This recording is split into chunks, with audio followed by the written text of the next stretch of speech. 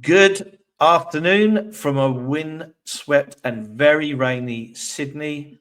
Um, this is a quick instant reaction show to the news that Heung-Min Son has confirmed after 10 years of loyal service to Tottenham Hotspurs that he will be leaving Tottenham this summer.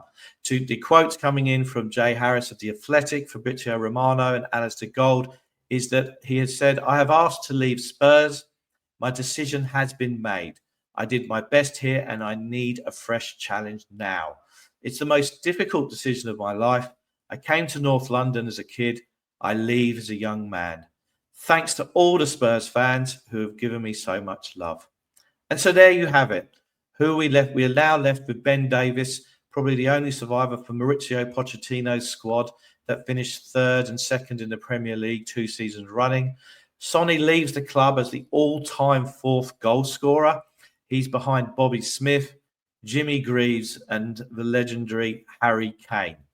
Sonny scored 173 goals in 454 games. So what are my thoughts and instant reaction to all of this? I'm very, very happy that in the general happiness and relief and the emotion of winning a trophy for the first time since 2008, Sonny got to lift a trophy for our club and a club that he's deserved, that he loved so much over the years. Frankly, I was amazed that he signed a contract in the summer of 2021. And this was at a time that you had to remember that Daniel Levy had sacked Jose Mourinho 5 days before a League Cup final and installed Ryan Mason. Paratici had just been installed that summer as the director of football, and we were scrambling around for a first-team coach after the issues that we had in trying to get one. So we ended up with Nuno.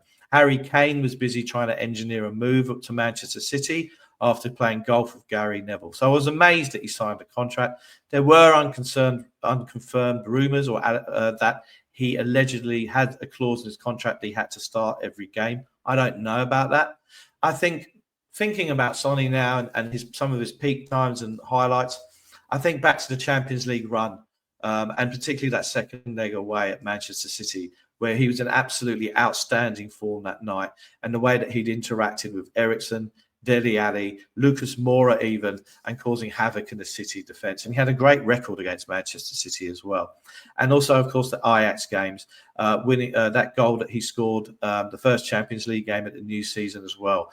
I think really Sonny had peaked, in my opinion, and I'd expressed doubts that season after he won the Golden Boot with Mohamed Salah.